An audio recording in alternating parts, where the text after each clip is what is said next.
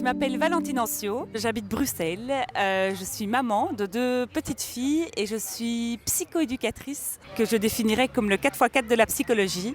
Donc j'essaie de trouver des outils pratico-pratiques assez concrets pour aider les enfants à grandir. J'organise des événements dans les domaines de la psychologie et de l'éducation. J'adore inviter des personnes qui m'inspirent et j'ai la chance de faire ça avec mon associée qui est Stéphanie de Chatzen, qui est logopède, orthophoniste pour les Français.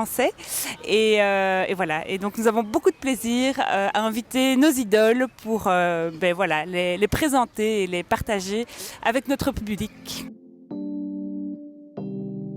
L'école de demain, pour moi, c'est une école où chaque enfant et chaque enseignant peut s'épanouir en prenant soin de sa singularité. J'aime l'idée on ne doit pas rentrer dans la case, que tous les enfants ne doivent pas apprendre tout au même moment, qu'on puisse partir de l'intérêt de chacun, de là où il en est dans son développement, et que l'enseignant soit un accompagnateur vers plus de découverte du potentiel de l'enfant. Voilà, je crois que c'est ça que je souhaite. Évidemment, il y a des enjeux écologiques qui sont là, donc évidemment de conscientiser. On sait que beaucoup de choses arrivent dans les maisons grâce à l'école, l'écologie, le sport, les gestes barrières au moment du Covid. Donc j'ai envie aussi qu'on puisse faire passer des messages inspirants qui puissent arriver dans les familles pour un monde meilleur et une diffusion, je dirais, de pratiques qui développent l'intelligence émotionnelle et l'épanouissement. Alors pour répondre aux enjeux actuels, je ne vais pas parler d'écologie parce que je sais que c'est un enjeu, mais je pense que des personnes en parleront mieux que moi. Ce qui est, je pense, une révélation, ou en tout cas une conviction plutôt que j'ai, c'est que tout est fluide quand on est à sa place. C'est vraiment quelque chose pour moi qui est vraiment important.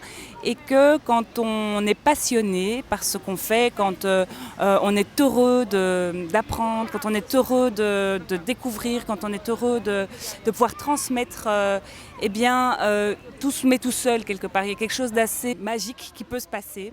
Et donc, je pense qu'il y a des enfants qui le découvrent très jeunes. Je pense à des enfants musiciens, des enfants qui aiment le dessin, qui aiment les mathématiques ou qui sont particulièrement doués. Je pense que l'école pourrait avoir en tout cas ce rôle d'aider chaque individu à trouver ce qu'il passionne.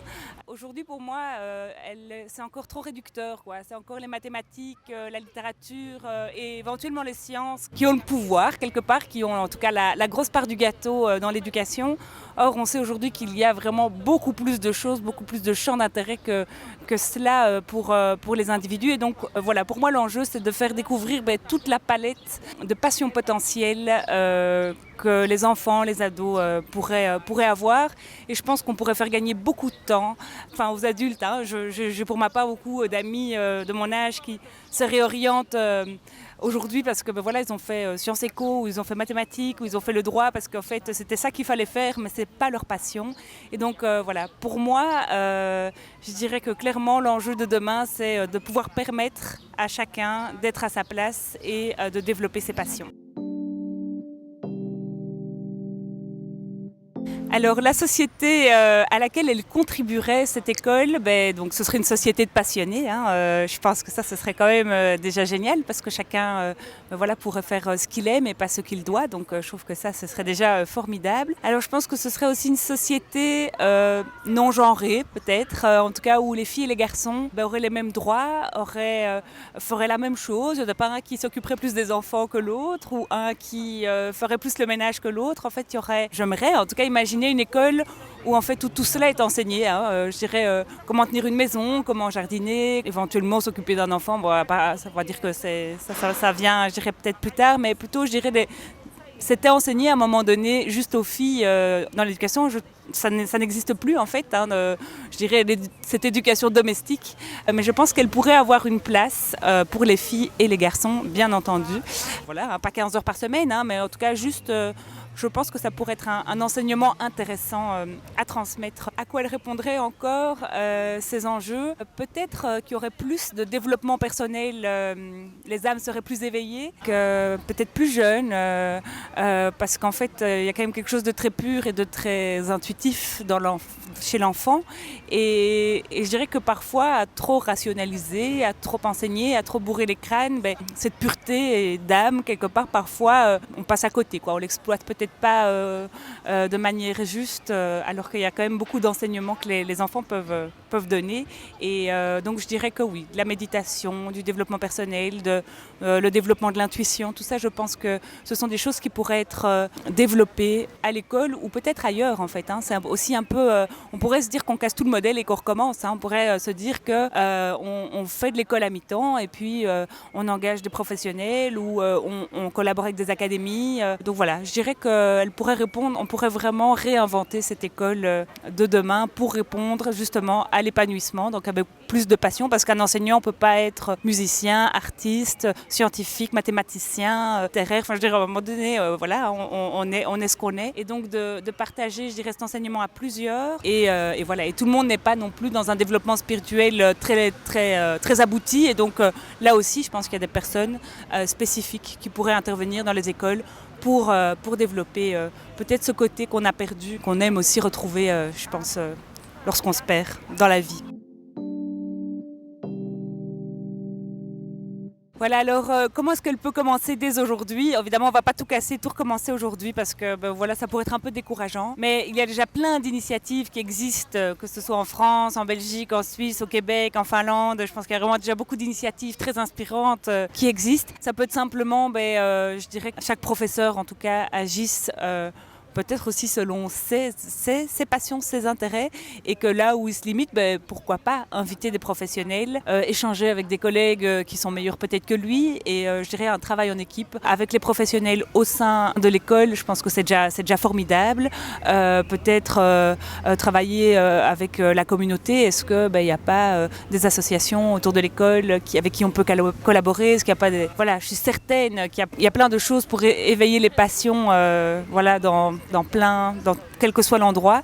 Et donc j'aurais envie de dire que voilà, les enseignants parfois peuvent se mettre la pression de se dire il y a le programme. Mais je pense qu'en fait si on lâche ça, et j'en connais plein qui ont lâché ça, qui enseignent à deux, j'ai des copains qui sont profs d'histoire et de géographie, ils se lâchent plus, quoi. Ils se disent plus je donne le cours d'histoire dans une classe et le cours de géo dans une autre. Non, ils donnent cours à deux et personne ne leur a jamais rien dit. Et je pense que c'est le cours d'histoire géo le plus passionnant de la Terre parce qu'ils sont passionnés tous les deux et que pour eux donner cours d'histoire sans donner cours de géographie, voilà, je dirais de splitter les deux, ça n'a aucun sens. Et donc je dirais que la créativité au sein d'un établissement, elle est possible et elle fait de toute façon un plus. Donc je dirais que à partir d'aujourd'hui, si chaque enseignant met de la créativité, se dit allez, je fais un peu plus que lire le manuel quelque part. Il y en a plein qui le font. J'ai des profs qui créent des jeux, qui mettent de la ludopédagogie. Enfin, il y a vraiment des trucs extraordinaires. Il y en a qui font des classes Harry Potter. Enfin, moi j'ai vu des trucs de fou. Mais c'est ça qui est merveilleux, c'est ça qui fait que les enfants ont envie d'aller à l'école, c'est ça qu'on a envie, et c'est ça qui fait qu'on a envie d'enseigner, je crois aussi. Et un enseignant qui a envie d'enseigner, qui s'éclate dans sa classe, il allume des feux, c'est évident.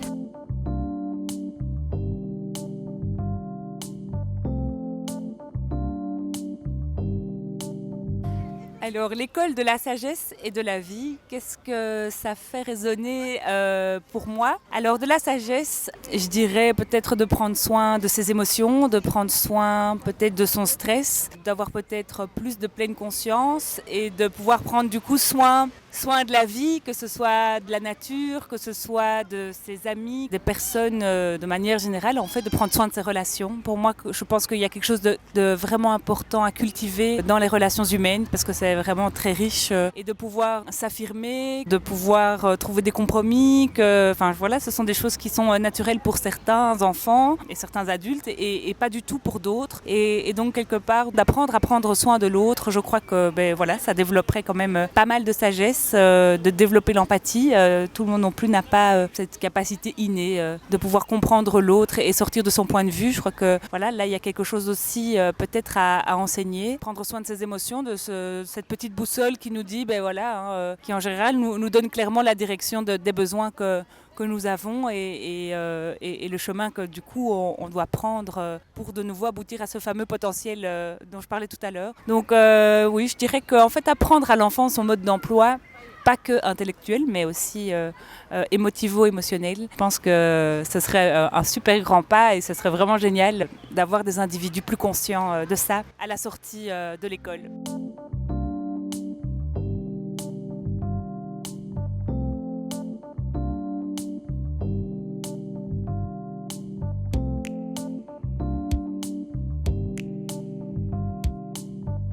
Alors une initiative pédagogique qui m'a séduite, j'ai envie de vous parler de Benoît Naveau. Benoît Naveau, il était enseignant en 6e primaire en Belgique, à la Louvière. Lorsqu'il enseignait à ses élèves, il occupait 80% de son temps autour des robots. Parce qu'en fait, Benoît, il est passionné de robots. Et donc évidemment, il enseigne ça très bien, vu qu'il est passionné. Et il arrive vraiment à réveiller des passions chez des jeunes donc, de 11 ans ou 12 ans. Et donc 80%. Chez nous, c'est une année certificative, la 6e primaire. Donc en général, il y a beaucoup de pression. Et lui, il n'entraîne pas du tout ses élèves à passer ce fameux CEB, donc ce certificat d'études de base. Il va plutôt vraiment travailler leur confiance en eux, leur autonomie. Et donc ce fameux projet de robot, qu'est-ce que c'est ? C'est déjà de fabriquer des robots, évidemment de comprendre les mathématiques, les sciences, la physique, l'informatique, le codage. Donc c'est très actuel aussi comme intérêt parce que le monde de demain, je pense, va quand même être très, très, très envahi de robots. Donc je pense que c'est loin d'être inutile, d'une part. Et d'autre part, il va travailler aussi évidemment à tout plein d'autres choses. Donc par exemple, la dictée va être la lettre de demande de sponsor pour partir à un concours de robots qui se donne à Bordeaux. Je sais qu'il a levé, grâce notamment à ces fameuses dictées, plusieurs milliers d'euros pour emmener toute sa classe à un concours à Bordeaux. Et donc ce fameux voyage, évidemment, est de nouveau une opportunité en tout cas d'apprendre parce qu'il faut faire un budget, il faut calculer la TVA, il faut faire un Excel, il faut faire des virements, il faut avoir un compte en banque. Enfin, en tout cas, il y a vraiment beaucoup de réalités qui se mettent sur cette route-là. Et donc, ce qui est génial, c'est que, évidemment, toute cette classe est archi méga motivée. Donc ça, déjà, je crois que pour en tout cas avoir rencontré cet enseignant et certains de ses élèves, c'est assez flagrant. Et d'autre part, voilà, ils ont une confiance en eux parce qu'ils sont venus parler à un colloque. Et je me dis, pour des enfants de 6e primaire, parler voilà, devant 200 personnes, très à l'aise, de leur expérience. Voilà, je trouve que c'est assez fabuleux. Et donc, pour moi, ce sont des compétences clairement utiles. La confiance en soi, pour moi, c'est je dirais même la base en fait de n'importe quoi, parce que quand on a confiance en soi, on va pouvoir traverser toutes les difficultés que la vie va nous apporter, parce que voilà, on a un cap quoi, quelque part, on sait qu'on est capable, on sait qu'on va y arriver. Et donc voilà, je crois que Benoît, il a allumé ça chez beaucoup d'enfants. Et alors, ce qui est juste génial, c'est qu'il a les meilleurs résultats au CEB du Hainaut, donc en Belgique. Hein, donc voilà, le fait de ne pas entraîner finalement des élèves, voilà, c'est bien aussi finalement. Et donc voilà, j'ai vraiment envie de saluer cette magnifique initiative pédagogique. Alors moi, en tant que maman, comment est-ce que j'agis ? Alors en fait, j'agis de manière très intuitive et très instinctive. Je dois dire que voilà, j'ai lu pas mal de trucs, j'ai testé pas mal de choses aussi quand même sur mes enfants, sur mes patients. Mais je dirais que voilà, je leur fais d'abord immensément confiance. Donc pour moi, clairement, je dirais que ça, c'est vraiment la base. Je sais que mes enfants ont ce potentiel, ont des passions en elles et vraiment, j'ai confiance dans le fait qu'elles se réaliseront. Et je les aiderai du mieux que je peux à le faire. Ça, je crois vraiment que c'est important. Et pour ça, je les challenge, quoi. Clairement, je les ménage pas. Très jeunes, eh bien, voilà, je leur demande de se dépasser, de puiser un petit peu dans leurs ressources. Et donc, ça peut être simplement d'aller acheter du pain à 3 ans et demi dans un magasin. Hein. Donc évidemment, je suis jamais très loin, mais voilà, de développer ces fameuses habiletés sociales. Bonjour madame, je voudrais du pain, de donner de l'argent, de revenir. Et je crois qu'en fait, voilà, je vois tellement de joie en fait quand elles arrivent à faire ça. Ça peut être ça, comme ça peut être rouler à vélo à 2 roues, comme beaucoup d'enfants font. Hein.